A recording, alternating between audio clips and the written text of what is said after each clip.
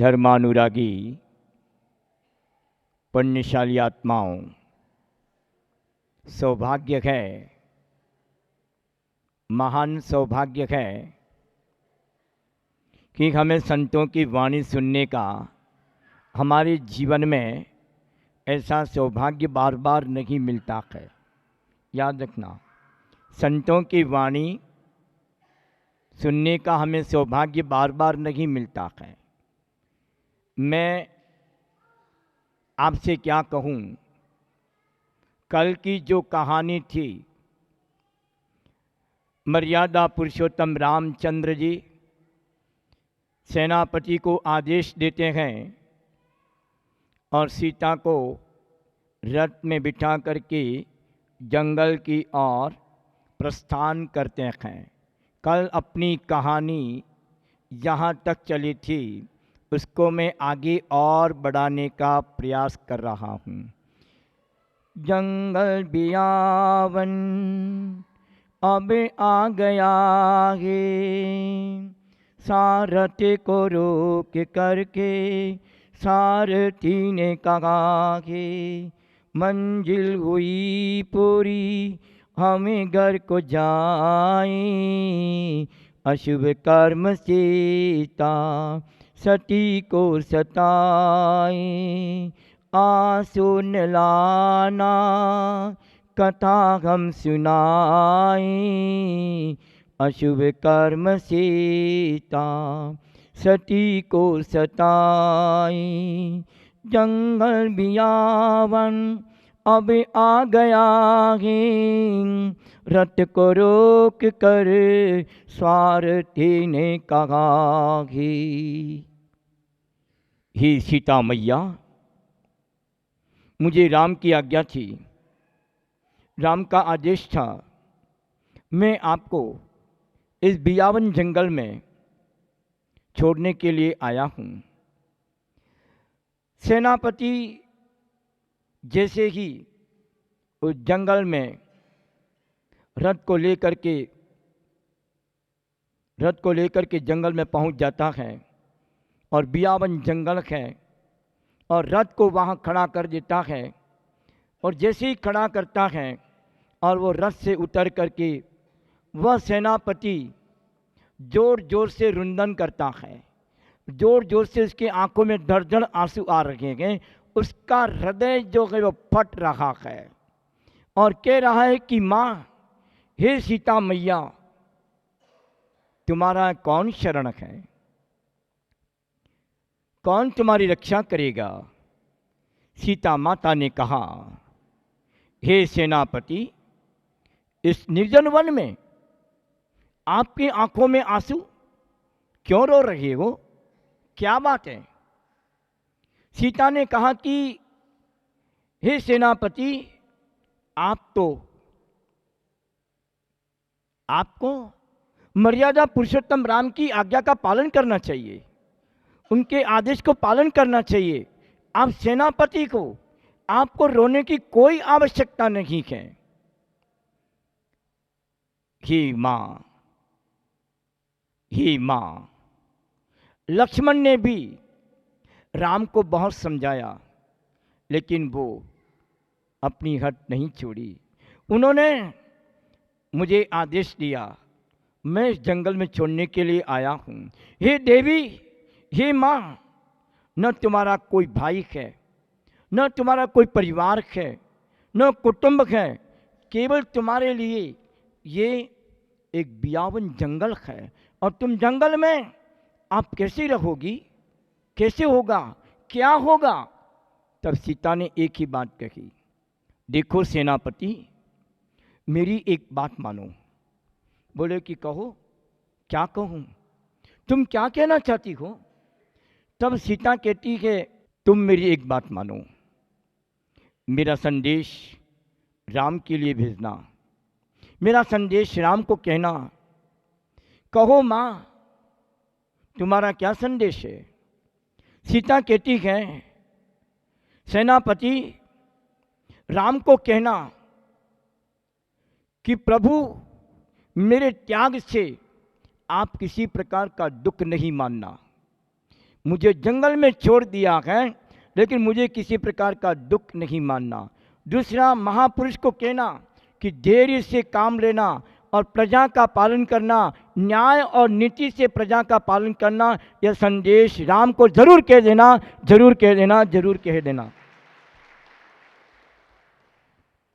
सीता ने फिर कहा राम से और कहना कि साम्राज्य की अपेक्षा धर्म अधिक माना जाता है, क्योंकि साम्राज्य, राज्य तो नष्ट होने वाला है, धर्म, साम्राज्य तो नष्ट होने वाला है, राज्य तो नष्ट होने वाला है, लेकिन धर्म कभी नष्ट होने वाला नहीं है। वो राज्य से भी महान है, साम्राज्य से भी धर्म महान है।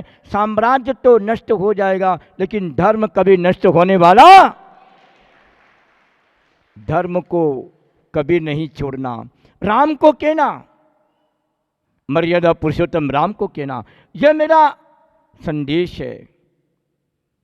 सीता इस प्रकार सेनापति को कहती है, और सेनापति अपना रथ लेकर के अयोध्या की ओर प्रस्थान कर जाते हैं। और प्रस्थान करने के बाद सीता जंगल में किस प्रकार से अपने कर्म के ऊपर, कर्म सिद्धांत के ऊपर सीधा अटक रहती है।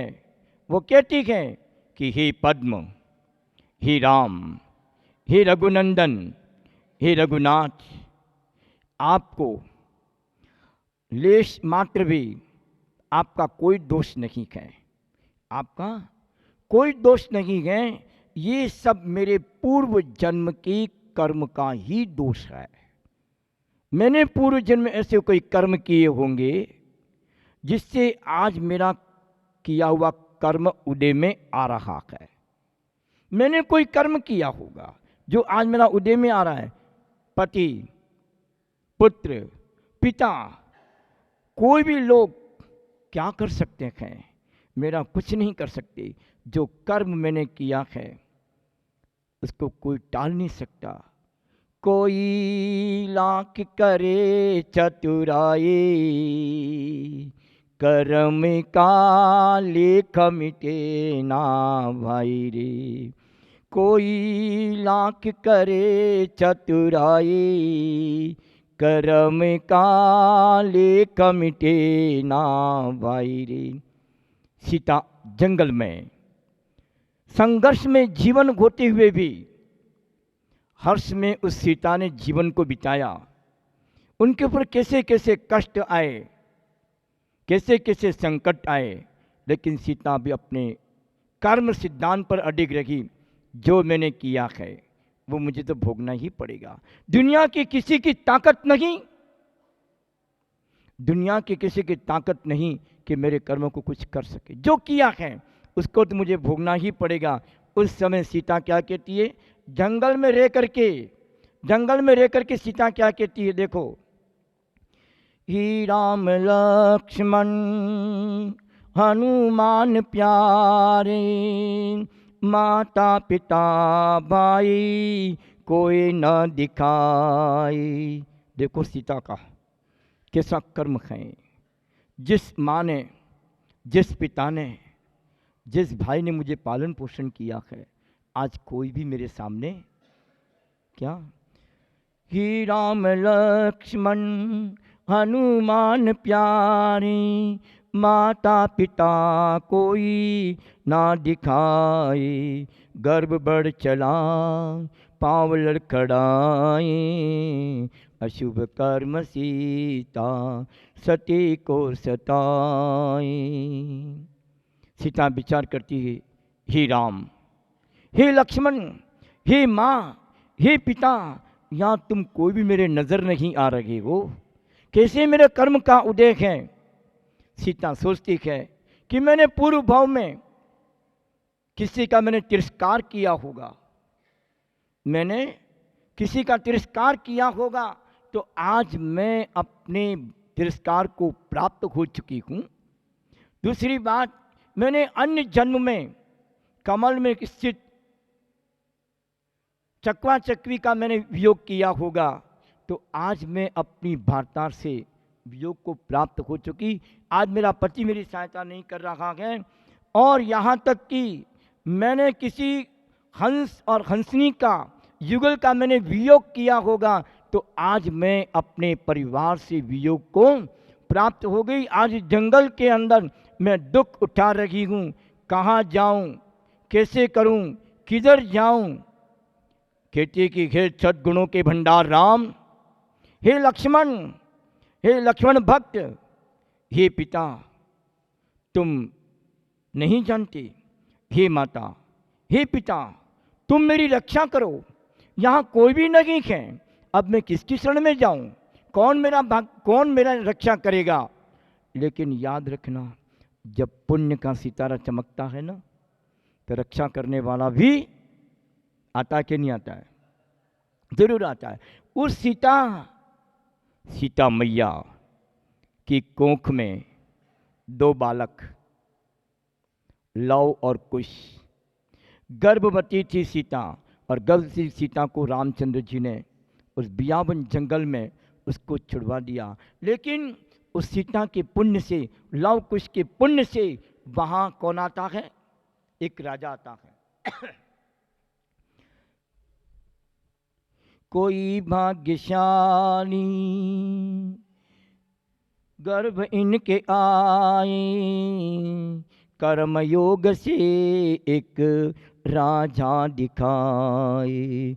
कोई भाग्यशाली गर्भ इनके आए, कर्मयोग से एक राजा दिखाए। रो रो के दुख उनको अपना सुनाए, अशुभ कर्म सीता सती को सताए। सीता मैया की गर्भ में कोई गर्भशाली, उसके गर्भ में 2 पुत्र आए, उसका नाम था लव और कुश। वो दोनों उनके गर्भ में आए, और जंगल के अंदर सीता इस प्रकार से चिंतन कर रही है। लेकिन उसके पुण्य के प्रभाव से उस जंगल के अंदर एक राजा अपना हाथी पकड़ने के लिए आ रहा था। उसका हाथी गुम गया था। वो हाथी पकड़ने के लिए जंगल में आया, और देखता है जब हाथी को पकड़ के जा रहा था, उसको रोने की आवाज़ सुनाई देती है।